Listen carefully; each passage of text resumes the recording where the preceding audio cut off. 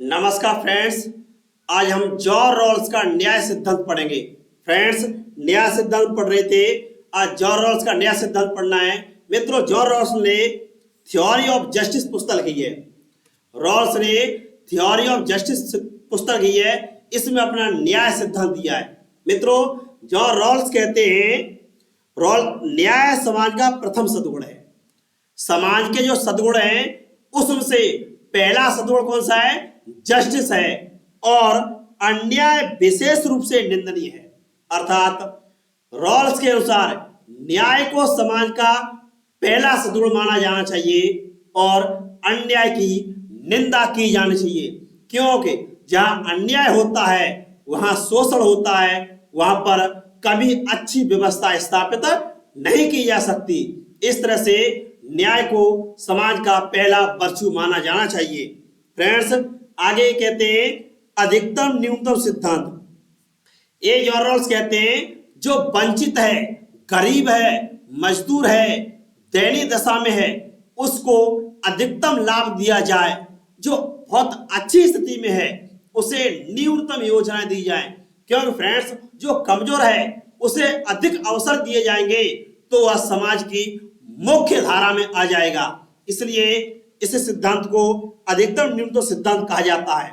ये पूछा जाए अधिकतम और न्यूनतम सिद्धांत किसने दिया, तो फ्रेंड्स जॉर्ज रॉल्स ने दिया, और पुस्तक है उसकी थ्योरी ऑफ जस्टिस। फ्रेंड्स, आगे कहते हैं आत्मन साध्य से पहले है। जॉर्ज रॉल्स ने कहा है आत्मन साध्य से पहले है, क्योंकि फ्रेंड्स व्यक्ति का विकास हो जाएगा तो हमें लक्ष्य की प्राप्ति हो जाएगी। इस तरह से व्यक्तियों का विकास करना जरूरी है। समाज की कमजोर से कमजोर कड़ी का विकास करना भी जरूरी है। इसलिए जॉर्ज रॉल्स कहते हैं आत्मन साध्य से पहले है। आगे देखें फ्रेंड्स, शुद्ध प्रक्रियात्मक न्याय। जॉर्ज रॉल्स के न्याय सिद्धांत को शुद्ध प्रक्रियात्मक न्याय सिद्धांत कहा जाता है। ठीक है फ्रेंड्स, अमेरिकी विद्वान जॉर्ज रॉल्स के सिद्धांत को शुद्ध प्रक्रियात्मक न्याय कहा जाता है। फ्रेंड्स, एक आ गया इन्होंने औचित्यपूर्ण न्याय या न्याय की उचितता। जॉर्ज रॉल्स ने जस्टिस एज फेयरनेस अर्थात औचित्यपूर्ण न्याय का विचार भी दिया है। अर्थात न्याय में औचित्य निहित होने चाहिए और उसी प्रक्रिया शुद्ध होनी चाहिए। इसलिए शुद्ध प्रक्रियात्मक न्याय को औचित्यपूर्ण न्याय सिद्धांत भी कहा जाता है। इसमें आत्मन को साध्य से पहले माना जाता है। फ्रेंड्स, देखेंगे इसमें व्यक्ति की गरिमा। जॉर्ज रॉल्स ने अपने थ्योरी ऑफ जस्टिस में व्यक्ति की गरिमा को महत्व दिया है। प्रत्येक व्यक्ति को और व्यक्ति की गरिमा को महत्व दिया है। प्रत्येक व्यक्ति का स्टेटस होता है, उसकी इज्जत होती है, प्रतिष्ठा होती है, और जॉर्ज रॉल्स इसके समर्थक थे। फ्रेंड्स, ऐसा क्यों होता है?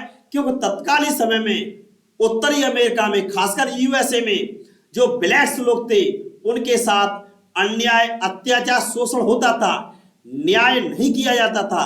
तो जॉर्ज रॉल्स ने उन काले लोगों को, निग्रो लोगों को विशेष अवसर देने के लिए ये विचार दिए थे। इस तरह से फ्रेंड्स एक आ गया प्रत्येक व्यक्ति गरिमा है, चाहे काला है या गोरा है, आदिवासी है, दलित है, पिछड़ा है, अल्पसंख्यक है, महिला है, गरीब है। प्रत्येक व्यक्ति का महत्व होना चाहिए। फ्रेंड्स, आगे आच्छाद एकता अर्थात समाज का प्रत्येक वर्ग है वह ओवरलैपिंग अर्थात योजनाओं से लाभान्वित होना चाहिए, तभी समाज में जो वंचित वर्ग है वह मुख्य धारा में आ पाएगा। फ्रेंड्स, आगे कहते हैं अज्ञान का पर्दा। जॉर्ज रॉल्स ने एक अज्ञान का पर्दा की कल्पना की थी। अज्ञान के कल्पना की पर्दा की थी। इसमें मूल स्थिति में सामाजिक समझौता होता है। उस समय व्यक्ति नहीं जानते हैं, तब मूल स्थिति कल्पना की गई है। वहां अज्ञानता पर्दा का सहारा लिया गया है अपने विचार दर्शन को स्थापित करने के लिए। फ्रेंड्स, आगे देखेंगे रॉल्स कहते हैं समाज में जो प्राथमिक वस्तुएं, मूलभूत वस्तुएं, उनका न्यायपूर्ण वितरण हो। न्याय की समस्या मूलभूत प्राथमिक वस्तुओं के वितरण की समस्या है। जो मूलभूत प्राथमिक वस्तुएं हैं उनका न्यायपूर्ण वितरण किया जाना चाहिए। अर्थात जो बेसिक चीजें जैसे स्वतंत्रता, ये लिबर्टी फ्रेंड्स सभी को मिलने चाहिए, चाहे गरीब है, अमीर है, महिला है, शोषित है, पीड़ित है, आदिवासी है, दलित है, काला है, गोरा है। लिबर्टी अर्थात आजादी सभी को मिलनी चाहिए, हर व्यक्ति को आजादी होनी चाहिए। दूसरा संपत्ति, प्रत्येक व्यक्ति को संपत्ति के साधनों पर अधिकार होना चाहिए, चाहे गरीब है, मजदूर है, आदिवासी, दलित, वंचित, प्रत्येक व्यक्ति को संपत्ति रखने का अधिकार होना चाहिए। और यदि संपत्ति नहीं है तो सरकार उसके लिए विशेष योजना लाके स्पेशल कंपोनेंट प्लान बना करके उनको संपत्ति अर्जित करने के लिए अवसर प्रदान करे। इसी तरह से गरिमा, प्रत्येक व्यक्ति गरिमा, डिग्निटी होती है, अपना उसका एक स्टेटस होता है, इज्जत होती है फ्रेंड्स।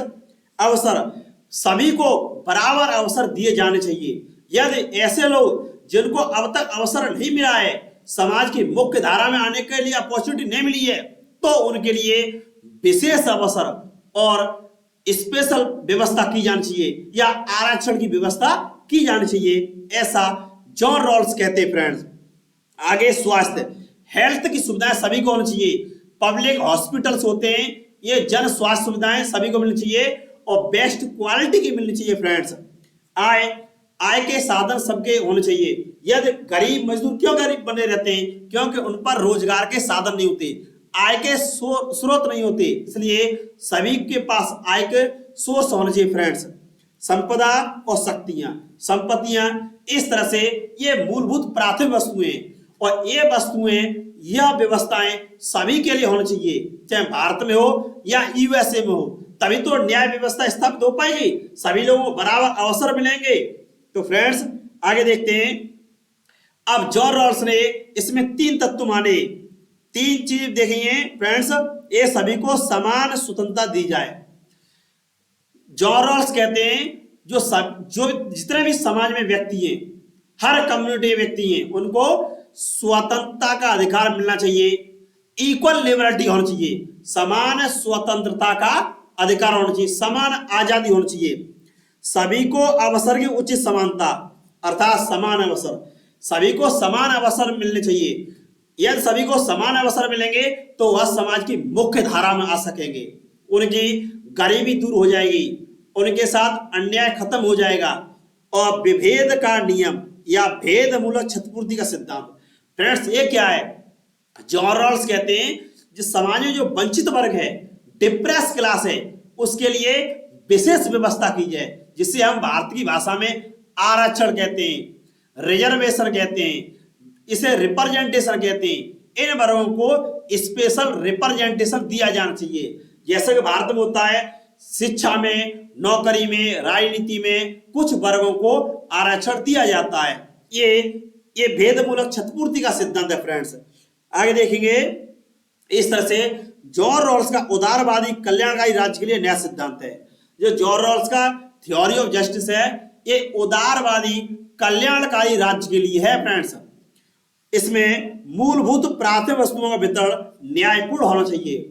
जो मूलभूत प्राथमिक वस्तुएं जैसे समान अवसर, समान स्वतंत्रता, संपत्ति के साधन, आय के साधन, ये सभी को मिलने चाहिए। न्यूनतम वंचित स्थिति वालों को अधिकतम लाभ मिले। फ्रेंड्स इसमें क्या है? जो गरीब है, मजदूर है, समाज की सबसे कमजोर कड़ी है, उसको पहले अवसर दिया जाए, क्योंकि एक जंजीर तभी मजबूत हो पाएगी जब उसकी प्रत्येक कड़ी मजबूत होगी, और कड़ी मजबूत करने के लिए जो समाज का वंचित है, कमजोर है, दयनीय है, उसको अधिक अवसर दिए जाएं।